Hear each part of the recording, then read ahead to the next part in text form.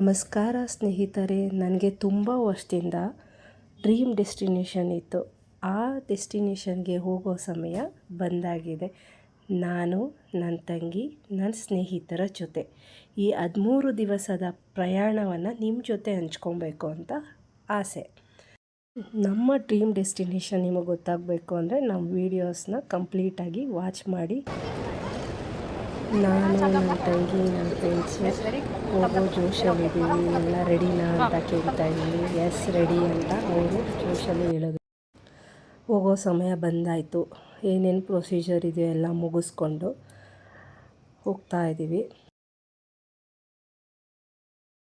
ಎಲ್ಲ ಮುಗಿಸ್ಕೊಂಡು ಹೋಗ್ಬೇಕಾದ್ರೆ ಎಲ್ಲರದು ಒಂದೊಂದು ಫೋಸಸ್ಸು, ಆ 1, ಆ 2, ಆ 3 ಅಂತ. ನೆಕ್ಸ್ಟ್ ನಾನು ಏನು ಕಮ್ಮಿ, ನಾನು ಫೋಸ್ ಕೊಟ್ಕೊಂಡು ಮುಗಿಸ್ಕೊಂಡು ಒಳಗಡೆ ಹೋಗಿ ಅಲ್ಲೂ ಪ್ರೊಸೀಜರ್ ಇದೆ, ಅದನ್ನು ಎಲ್ಲ ಮುಗಿಸ್ಕೊಂಡು ನನ್ನ ಸೆಲ್ಫ್ ವಿಡಿಯೋ ಮಾಡಿಕೊಂಡು ಫ್ಲೈಟ್ ಒಳಗಡೆ ಹೋದ್ವಿ ಎಲ್ಲರೂ. ನಮ್ಮ ಈ 13 ದಿನದ ಜರ್ನಿನ ನಿಮ್ಮ ಜೊತೆ ಹಂಚ್ಕೋಬೇಕು ಅಂತ ಇಷ್ಟಪಡ್ತೀನಿ. ಯಾಕಂದರೆ ಯಾರಿಗಾದರೂ ಸ್ವಲ್ಪ ಆದರೂ ಹೆಲ್ಪ್ ಆಗುತ್ತೆ ಅಂತ. ನಾವಿವಾಗ ಬ್ಯಾಂಗ್ಳೂರ್ ಟು ಡೆಲ್ಲಿಗೆ ಫ್ಲೈಟಲ್ಲಿ ಹೋಗ್ತಾ ಇದ್ದೀವಿ.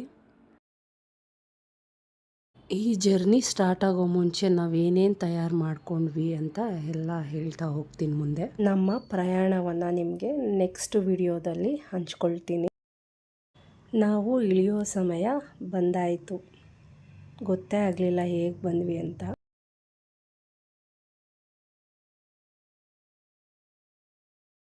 ನಮ್ಮ ಲಗೇಜ್ನೆಲ್ಲ ಕಲೆಕ್ಟ್ ಮಾಡಿಕೊಂಡು ನಾನು, ನನ್ನ ತಂಗಿ, ನನ್ನ ಸ್ನೇಹಿತರು ಎಲ್ಲ ಏರ್ಪೋರ್ಟ್ ಬಸ್ಸಲ್ಲಿ ಹೋಗ್ತಾ ಇದ್ದೀವಿ.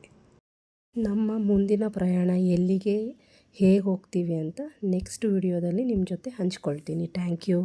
ಯಾರಿಗಾದರೂ ನಮ್ಮ ಈ 13 ದಿವಸದ ಪ್ರಯಾಣದ ಬಗ್ಗೆ ಎಲ್ಲಿ ಹೋಗ್ತಾ ಇದ್ದೀವಿ ಅಂತ ತಿಳ್ಕೊಳ್ಳೋ ಇಂಟ್ರೆಸ್ಟ್ ಇದ್ದರೆ ನಮ್ಮ ಯೂಟ್ಯೂಬ್ ಚಾನಲಲ್ಲಿ ಸಿಗುತ್ತೆ, ನೋಡ್ಬೋದು. Thank you so much.